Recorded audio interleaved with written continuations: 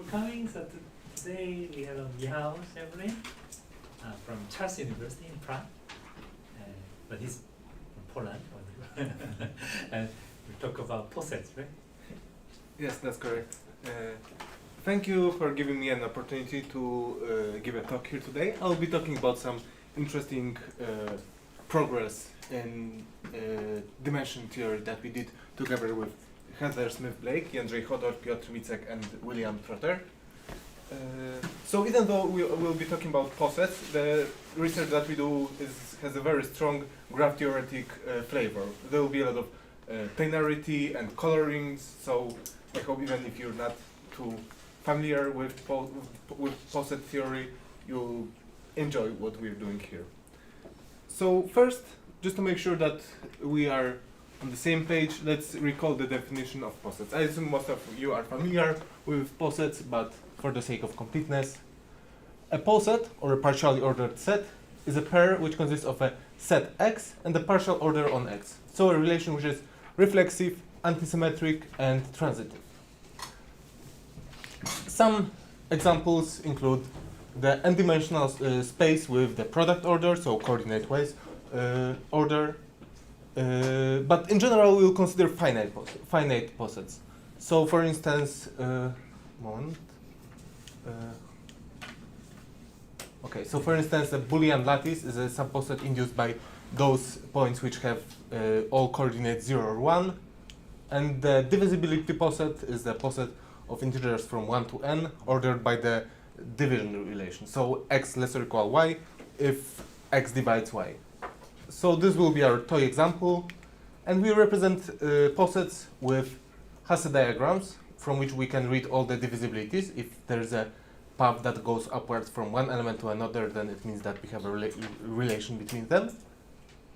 And an important notion that we need to define is the cover graph of a poset.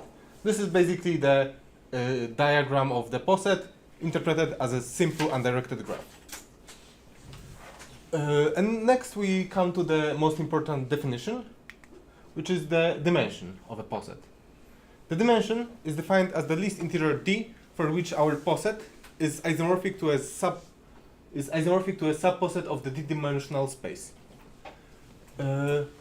So, for instance, if we consider our divisibility poset d10, then you can easily see that the dimension is at most 4, because we can factorize every number then, and the exponents next to powers will define our coordinates in the 4-dimensional space.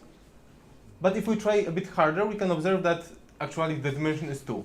We can embed the numbers from 1 to 10, so that we can read the divisibility by looking at the top right quadrant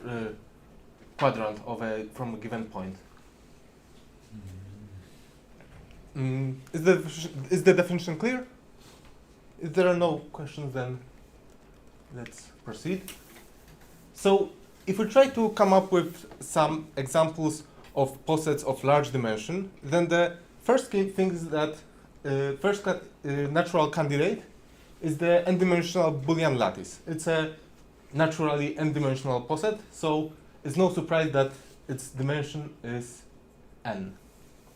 But actually, it turns out that there is a much smaller poset which has dimension n, and this is called the standard example. If we consider the subposet induced by the layers 1 and n minus 1 in the Boolean lattice, then we obtain a poset which consists of n pairs of elements ai, bi, so singletons and the complements, and each ai is comparable with all bj's except the one which has the same index. And this poset is the smallest for a sufficiently large n, say n greater or equal to 3. This is the smallest n-dimensional poset, which has, the smallest n-dimensional poset. However, this is not the only reason that a poset can be large, because, for instance, there exist posets which exclude standard examples and have large dimension. For instance, if we consider the universal interval poset, which consists of all intervals ij, and we order one interval less than the other if all elements of one interval are smaller than the elements of the other interval, then it's known that such posets, the dimension of such posets grows at least as fast as log n. So yeah. Standard examples are the canonical example of a poset with large dimension, but there are other constructions. Can you repeat the description of the? Yes, I can write it. So AB less than CD if B less than C. Ah, Oh.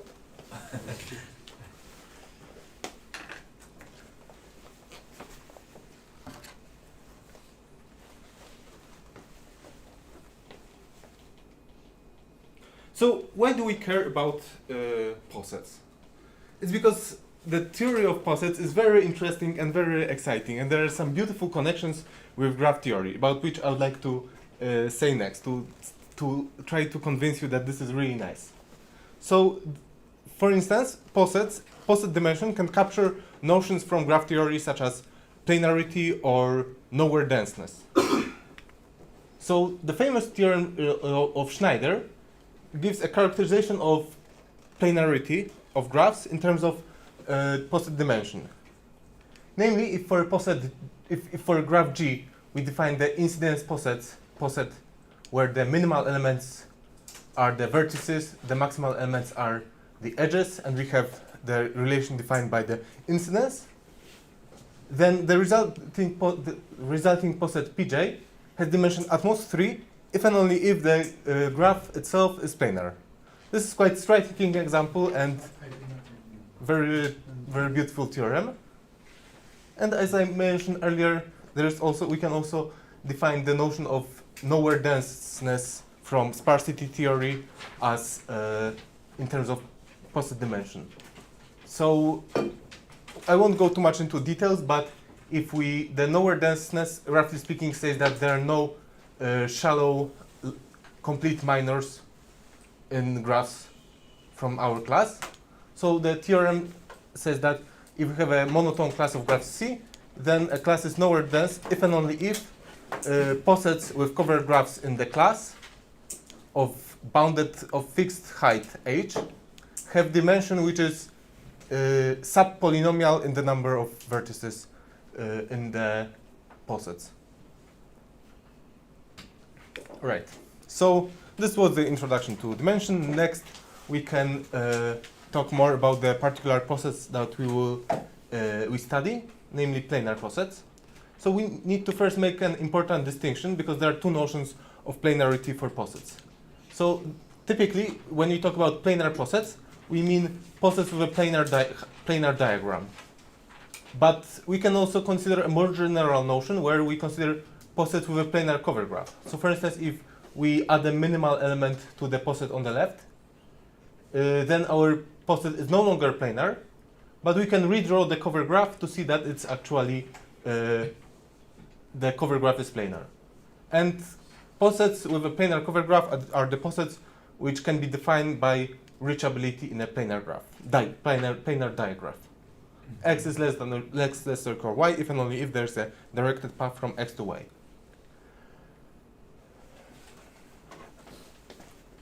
So a natural question to ask is whether planar posets or posets with a planar cover graph have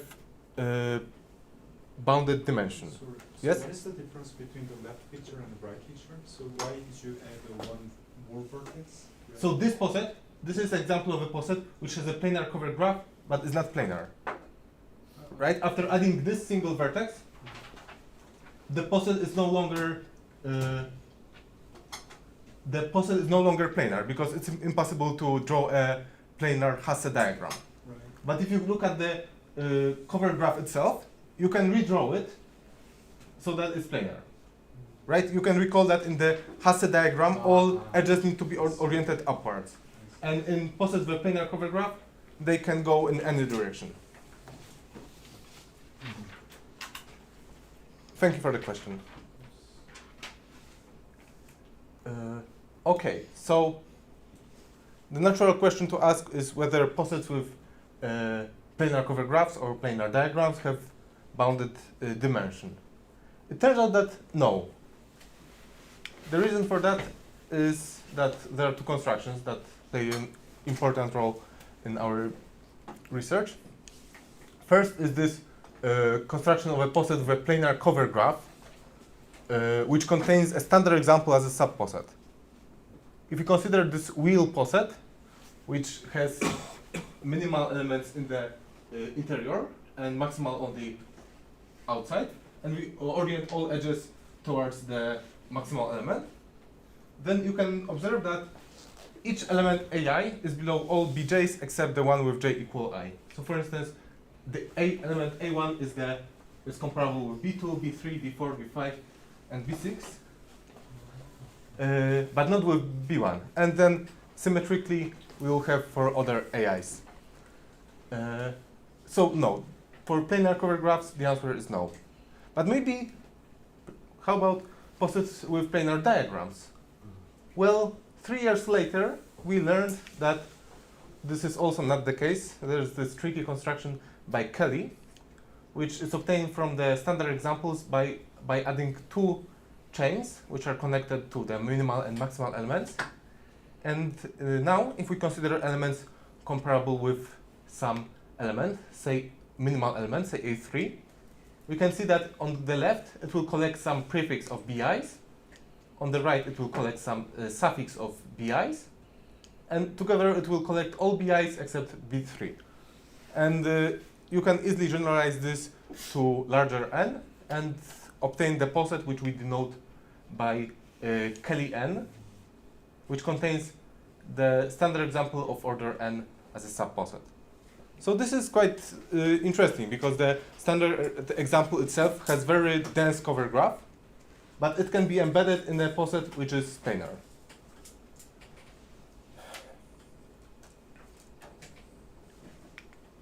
So these two constructions raise a natural question. Is it unavoidable that if we want to have a planar poset or poset with a planar cover graph with a large dimension, then we have a large standard example? This question was first posed by Trotter, who claimed that this problem dates back to the 80s, but the oldest recorded record is from 1992. Yes, and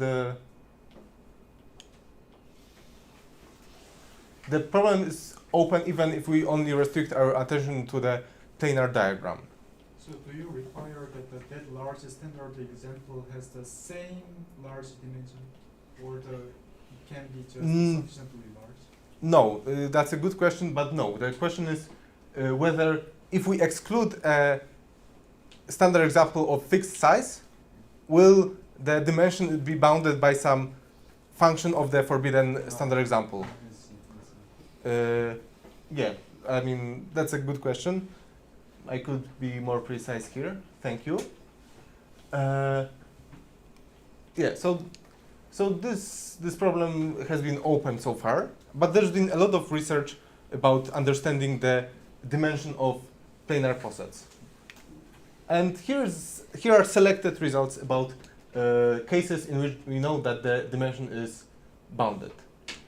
So first of all, if we consider posets with planar diagram, then we know that if we have a poset with a unique minimal element, such an element in a poset is called a zero, then the dimension is bounded at most 3. More generally, if we have t minimal elements, then the dimension is at most 2t plus 1. And if we restrict the attention to the posets of height h, then the dimension is linear in h. Next, if we consider more generally posets with planar cover graph, then you can consider posets where the cover graph is, say, a tree. Then the dimension is at most 3. This is actually a consequence of this result, because you can find any poset where the cover graph is a tree can be made into a planar poset by adding a 0.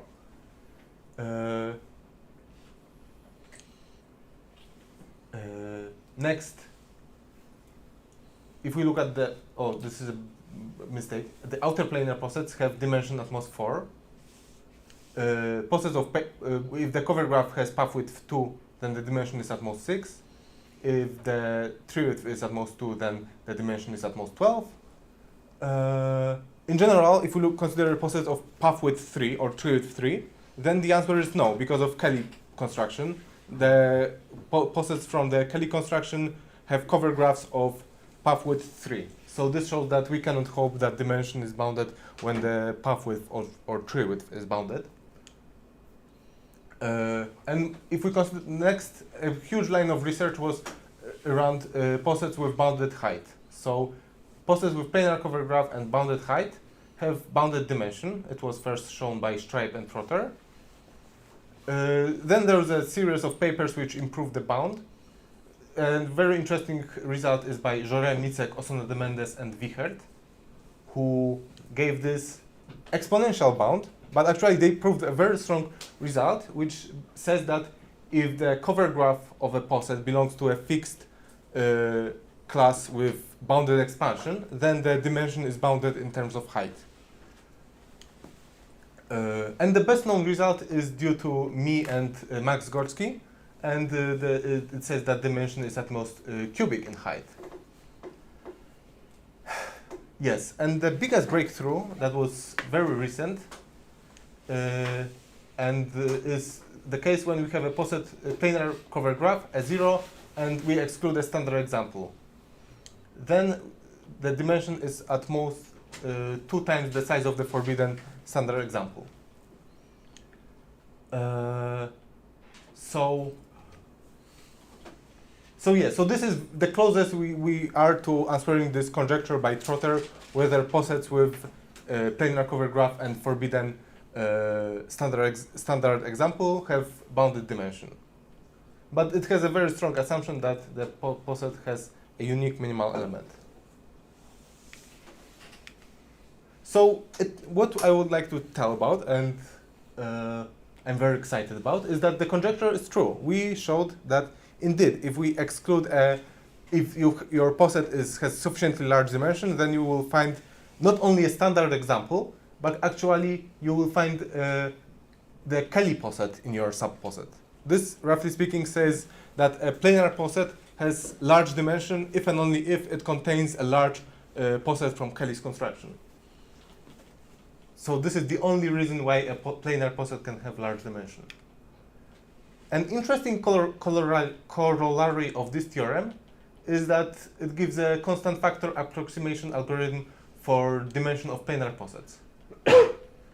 Because you can repeat the proof, and either you will find a witness for large dimension in the form of Kelly poset, or a witness for the fact that the dimension is bounded. Note that in general the computing dimension is very hard, and for instance for general posets it's hard to find an n to 1 minus epsilon approximation where n is the number of elements in the poset.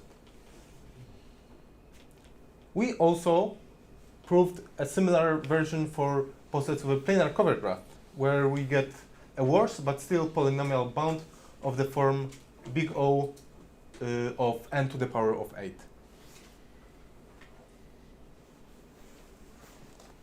How is the input given for poset typically? Do you So I mean you're given the cover graph together with orientation of edges from the smaller one to the bigger one. I mean in our situation, because we consider posets with planar cover graphs, which is a very small subset of posets, but the ones which have a really nice structure.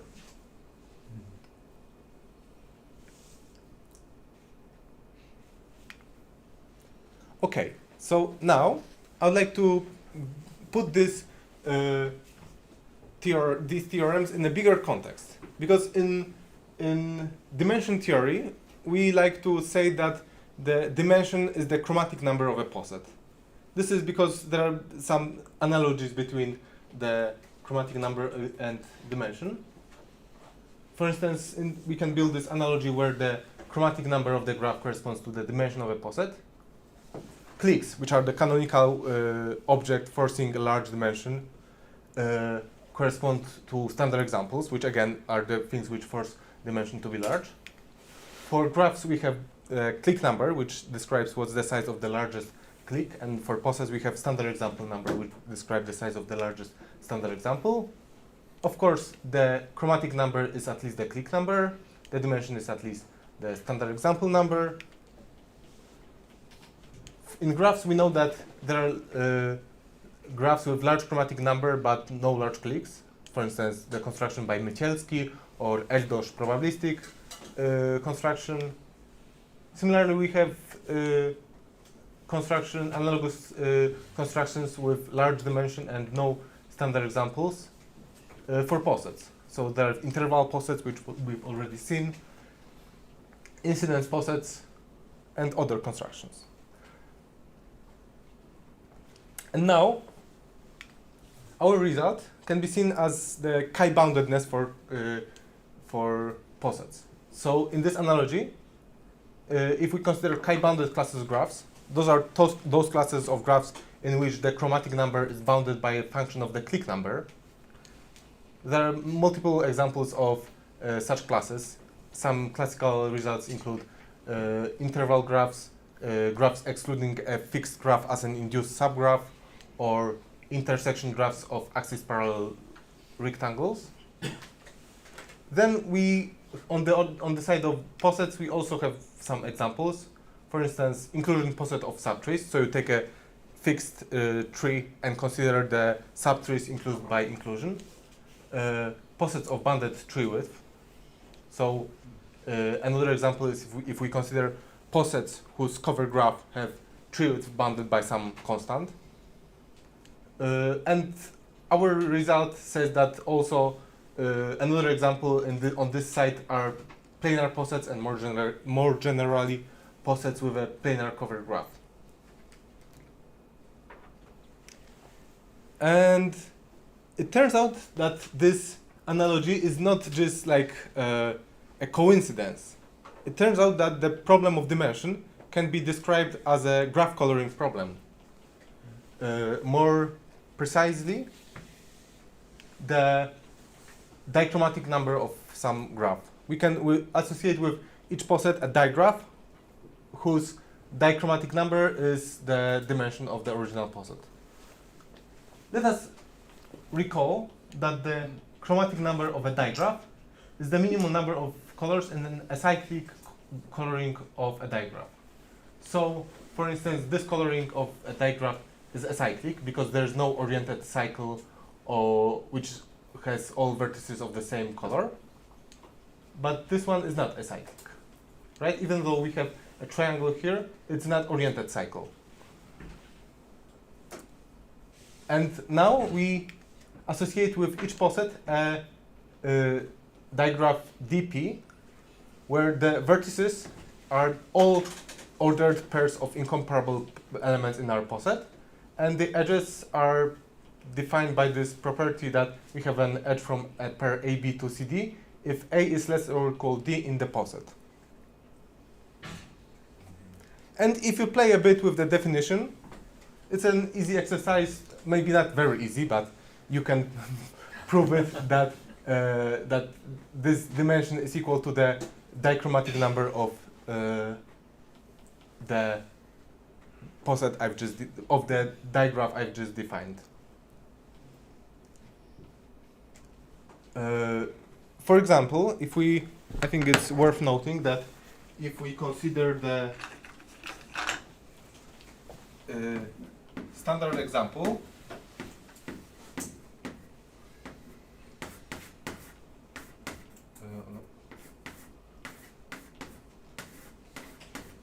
then its chromatic, the associated graph will contain a complete bidirected graph, right? Because for any pairs AI, BI distinct, we will have an edge from one to another.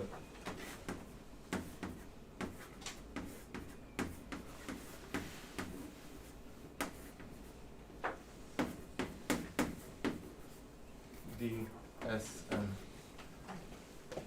right? So this, so in particular, of course, this requires at least n colors because any two vertices in this configuration need to be assigned different distinct colors.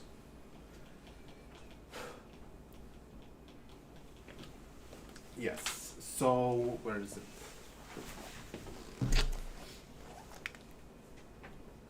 So we can reformulate it because if we look at the definition, then each color class needs to be a set of vertices which is acyclic, which induces an acyclic graph. So the dimension of P is at most D, if and only if we can partition the set of incomparable pairs in the poset into D sets, such that none of them contains an alternating cycle. So this sort of configuration where we have incomparable pairs which are connected by edges in a cyclic manner. So each AI is less or equal by bi plus 1.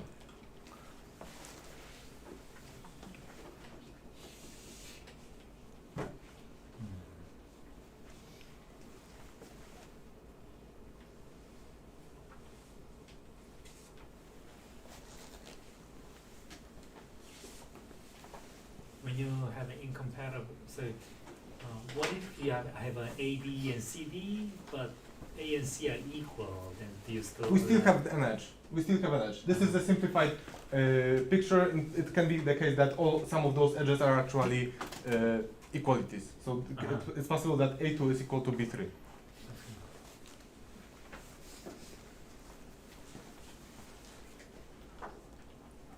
Okay, so the dimension is actually chromatic number. And now I would like to proceed to the next part where I will talk a little bit about the proof and the techniques that we use in the proof.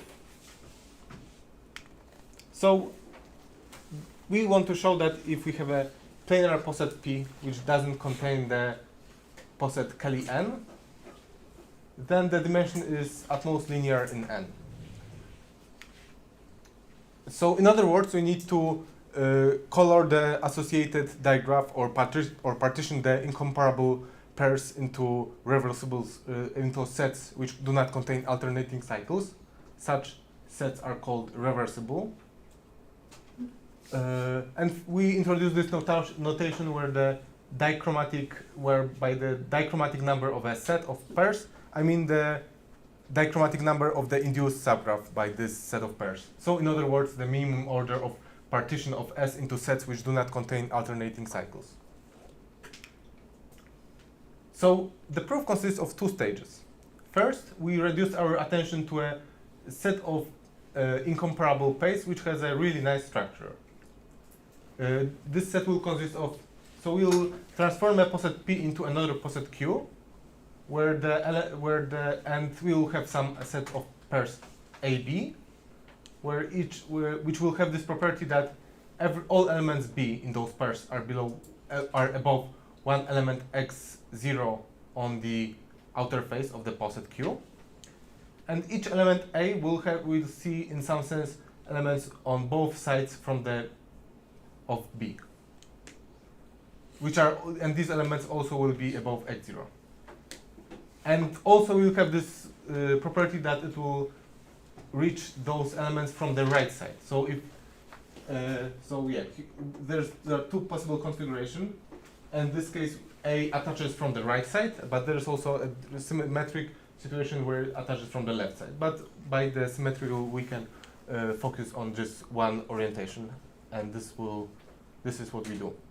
And this set of pairs S will have this property that in order to bound the dimension of P, it suffices to bound the dimension or the dichromatic number of this set S, because there will be just a linear dependency in here.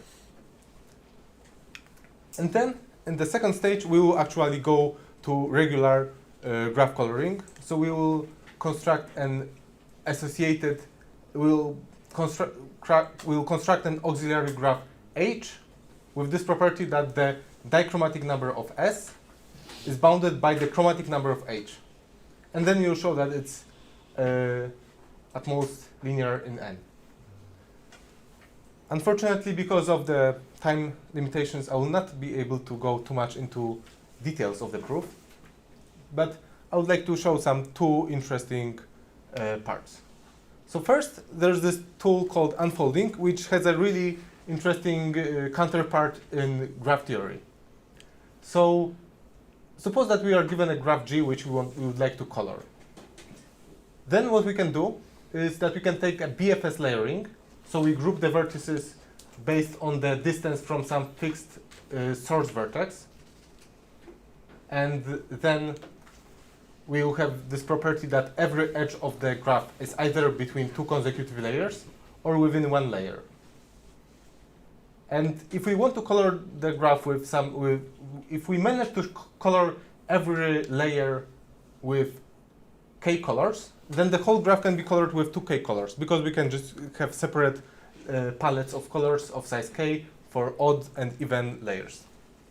And there is a similar thing we can have for posets, but it's a bit more complicated. If we take some minimal element and define in the poset and define it as our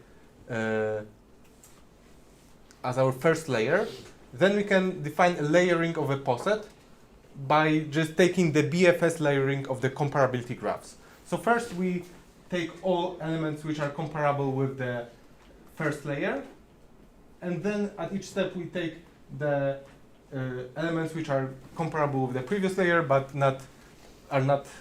don't belong to any other layer yet.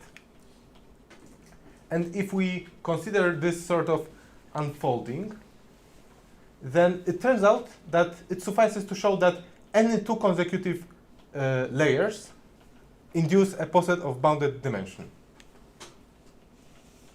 So if any two consecutive layers induce a poset of dimension at most k, then the whole poset has dimension at most 2k.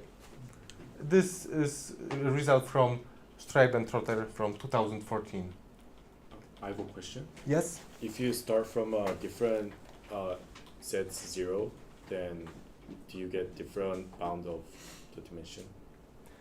So in general, we can start from an element which is minimal, and depending on which we start, there will be different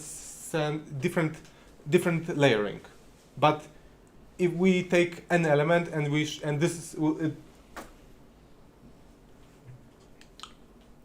our proof works if we start from any arbitrary minimal element. No matter which one, it will work. So how is it helpful? Well, in order to understand it, we need to refine this result, because I lied to you on the previous slide. Actually, we need to show something stronger. Namely, instead of looking at the two consecutive layers, we need to consider at the subset of incomparable pairs. So we define a sequence of sets of incomparable pairs, Si. So the definition depends on the parity. So if I is even, so for instance 2, then we take we consider only pairs AB where A belongs to ith layer and B belongs either to the current to the same layer or the next one. And similarly, if I is odd, we do the same, but we fix B to belong to this current layer, and A can belong to the one or the next one. And so now we only consider a smaller subset of incomparable pairs, not all pairs which are included in two consecutive layers. And if we manage to bound the dichromatic number of each of those sets by k, this should be less or equal k, I'm sorry, then the dimension of the whole poset will be bounded by 2k. So, for example, if we consider the set S1, it will consist of all elements AB, which are incomparable, have element B in B1, and A belongs either to B1 or A2. So this is exactly this configuration which we've seen earlier, where we have element x0 which is below B, and we have an element A which is comparable with something that is above x0. this sort of configuration. Unfortunately, in general, we will not have this strong property because only this argument only works for for the first pair of layers, right? If, for instance, if we consider B3 and A4, then the elements of B3 are above multiple elements from the previous layer. But so in such case, we say that the set S1 is constrained by X0 because we have this configuration. So what we could try to achieve is that if we have, for instance, the set S3, we could try to contract the prefix into a single vertex and then say that the elements B3 are above a single element which is obtained by contracting some subposet. And this works in the planar cover graph, but not in the planar diagram, because contracting a prefix does not preserve the planarity of a diagram.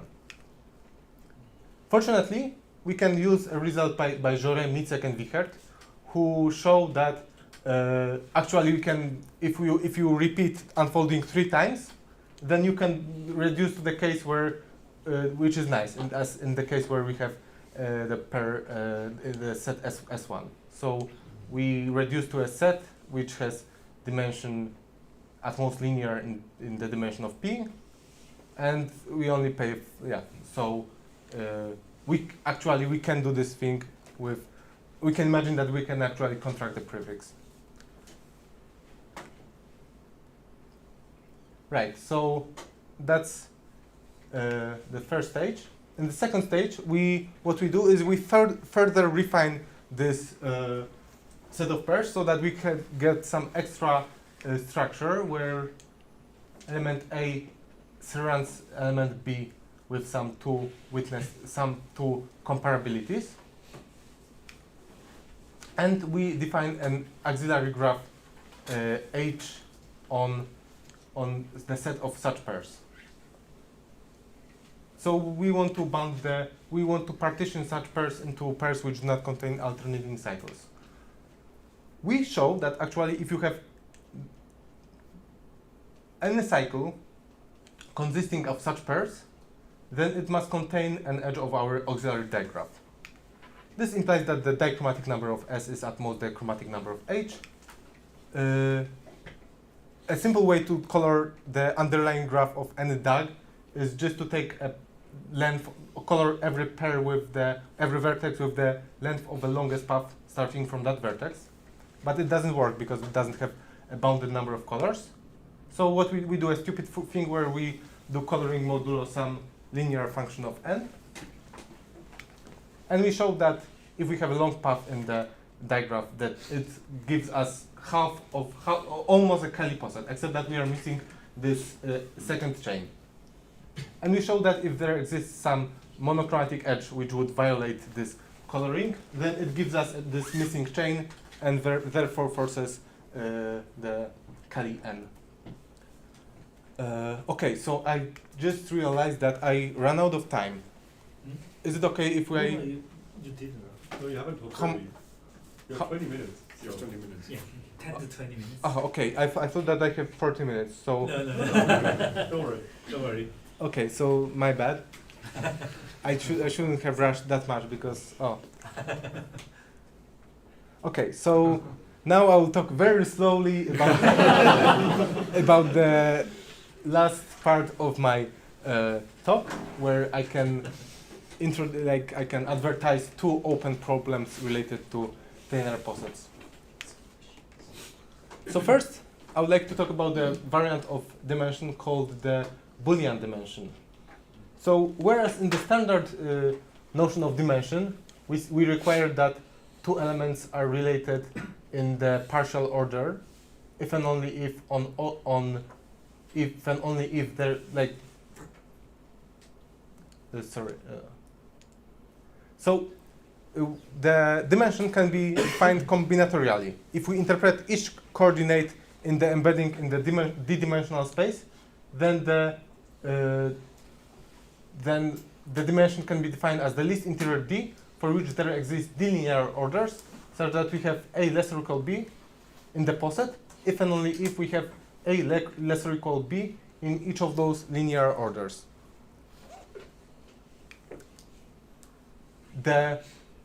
And the Boolean dimension is a variant where we where we replace this conjunction of those conditions with any Boolean formula.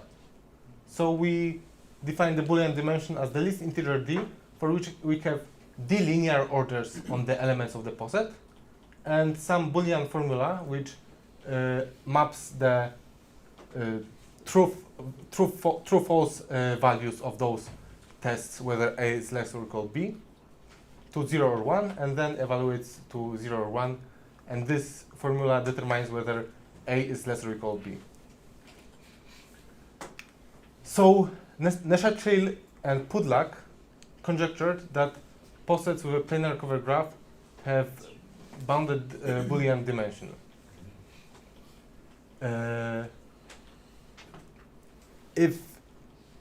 If true, then this would imply existence of a reachability labeling schemes for reachability in planar diagraphs of order log n. So this is a really nice problem. But so far we only know that it's true for posets with a 0. If we have a poset with a planar cover graph and a 0, then Boolean dimension is at most 13. Do you So think it's true?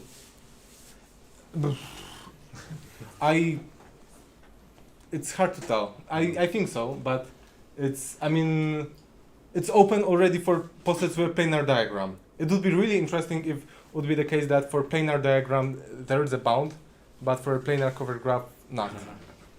But I mean it's quite complicated, and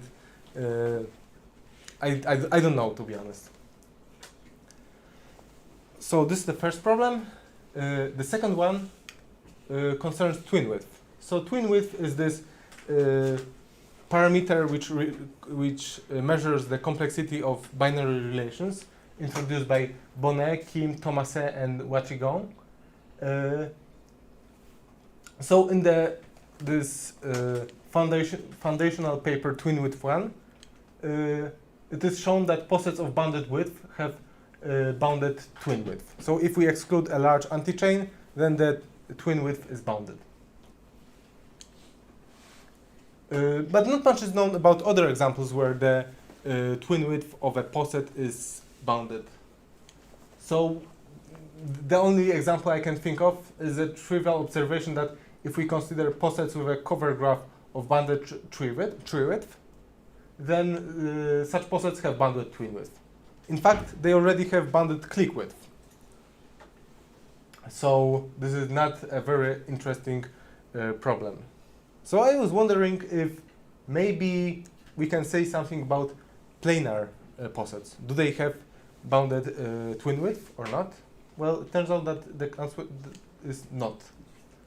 This is because planar posets transduce one subdivisions of complete graphs, which are known to have bounded twin width. So maybe what I'm talking to you is not understandable for those of you who didn't see twin width before. But the idea is that if we take a planar poset and color the vertices with some bounded number of colors, and then define a new relation using some first order formula, then this is a reduction. This is what we call a transduction. So if we take a poset like this and we define a relation that the vertices are the black and green vertices, and we have a relation between black and green if and only if they share one red vertex above them, then you will obtain this poset, this graph, which is a one subdivision of a large clique, which is known to have unbounded twin width. So yeah, but the interesting property of this construction is that it involves a large grid as a subposet. So maybe it's the case that if we exclude a large grid as a subposet, then the twin width is bounded. I hope that maybe there is some grid theorem for posets, but to be honest, I don't know the answer. So when you say do not contain, Do you mean minor or? as a As a subposet. So by n grid, I mean a Okay. product of two chains of size n. not as a sub minor in a No. congruent I'm talking about containing, excluding this as a subposet. We know that the answer is true for n equal 2. This is a modest start, but it's something.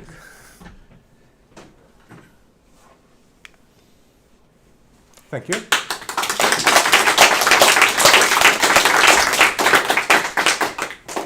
Thank you. Any questions? Yes. Yes? Does the standard example have any relation with the grid poset? Maybe large standard example contains some grid. So, standard examples have height 2, whereas the n by n grid has height 2n minus 1. So you can, if we could talk about the subposet relation, which is what we are interested in, then we don't have any relation in any direction.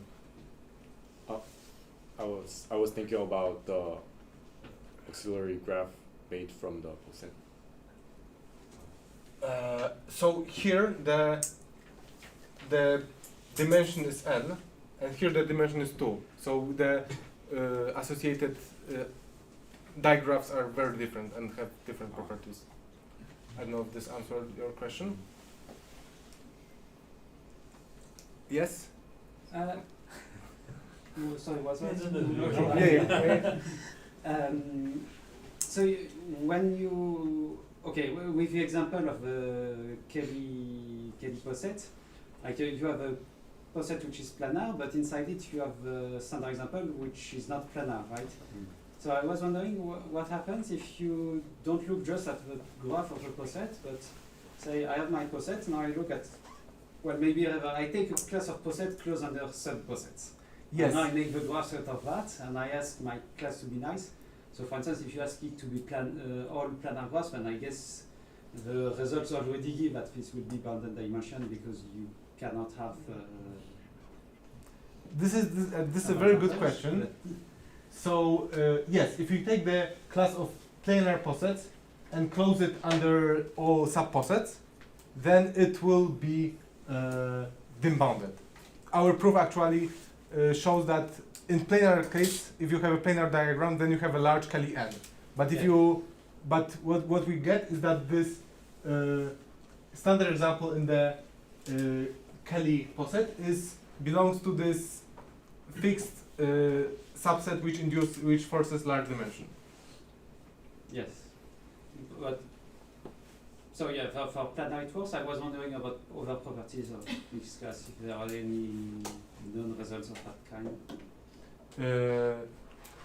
Not much is known. In fact, like it would be interesting to see if maybe we can generalize the results from planar cover graphs to cover graphs excluding a fixed minor.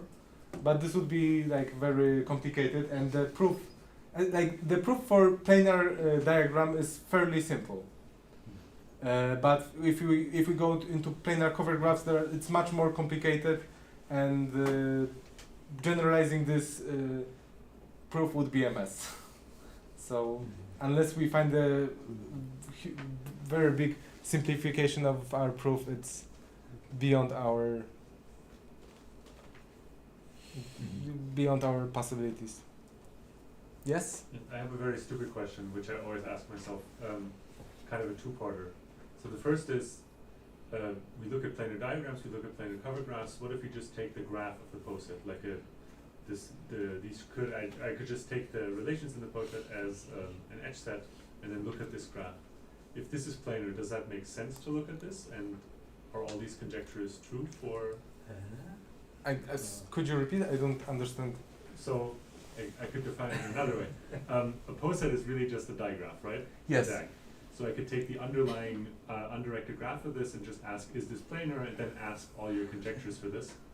Do these questions make sense? And Have people looked at this?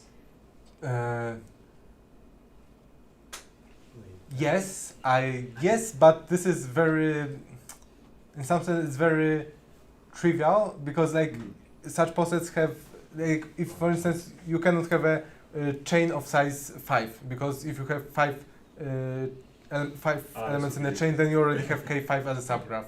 So such posets are a bit degenerate, but I think there are some results that look at the planarity of the comparability graph. Yeah, this graph you described is called comparability graph. Comparability. Ah. Okay, thank you. And I guess the other question is, I'm not going to ask. My third question is, so there's still this question of whether bounded height posets with planar cover graphs have dimension linear in their height, right? Yes. Is this stated somewhere? I thought there was progress after the n to the 3 result, or h to the 3 result. So this h cubed is probably improved to quadratic bound, but probably it will be never written down. This is very bad. It's quite bad, and there are like Heather knows the proof, but she is quite busy with other stuff, and it's not sure if it will be ever written down. But is this a stated conjecture somewhere that should be linear? I think I think I heard it from you. This is what I'm asking. I don't know. Probably, I wouldn't be surprised if it would be like the way to prove that would be by improving our proof for planar cover graph, because it's possible. I mean, there are some ideas how to get from n to the power of 8 to a linear bound, but it's quite yeah. We're not ready for that yet. Yes. Do you understand? So, can you, from looking at some digraph, can you understand if it arises from a planar poset?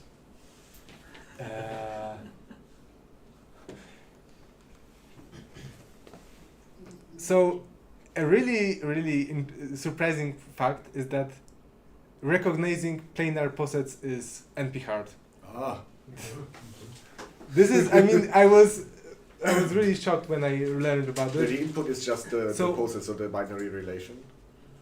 Yes, if you were given a binary relation and you're supposed to answer if it's a planar poset, it has a planar diagram, it's NP hard. So in the result that I mentioned about approximation, I assume that the poset comes together with a diagram. Yeah. Is there a reasonable superclass of these planar posets where still some of these things work and that I can recognize? Posets with planar cover graph. Yeah. But posets with planar diagram are hard, but posets with planar cover graph are easy because you just find the cover graph and test planar. But it's a subclass, not a superclass. It's a superclass. Cover, like if you have a planar diagram, then you have a planar cover graph. Yeah. Yes. So the dimension is similar to the chromatic number. Mm-hmm. Is there any similar thing to binary dimension? Was it Boolean dimension? For coloring, you mean? Probably no. In general, the theory for Boolean dimension is less elegant, and there are not many nice results. But it's in some sense more useful because it gives, for instance, a compact and efficient representation of a poset. As I said, if you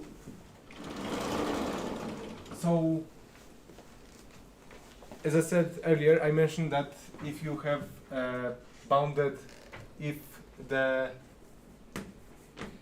Boolean dimension of P is constant, then P has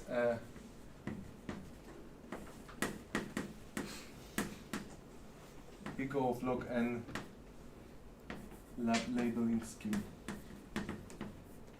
Another way of formulating that is that there exists a binary relation of on n to some constant say n to c elements, which contains all possible so binary relation on this many vertices, which contains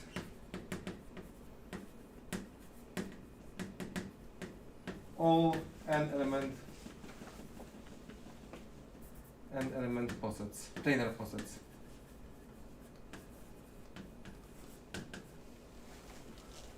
So in some sense, Boolean dimension is more useful. It gives more nice properties, but the theory behind this is less interesting, and there are no like things that relate as nicely as in the Schnitter theorem or the characterization of lower dense classes. Yes. Since you gave some equivalences between dichromatic number and dimension, is there some way to translate the Neumann-Lara conjecture that planar digraphs have dichromatic number too, or something similar? I don't think so, but also I don't know.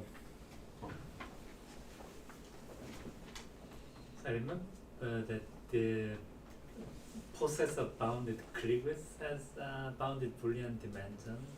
Yes. And is there like some chance to extend Krigwitz to twinwitz or any, or are there easy count example? Or?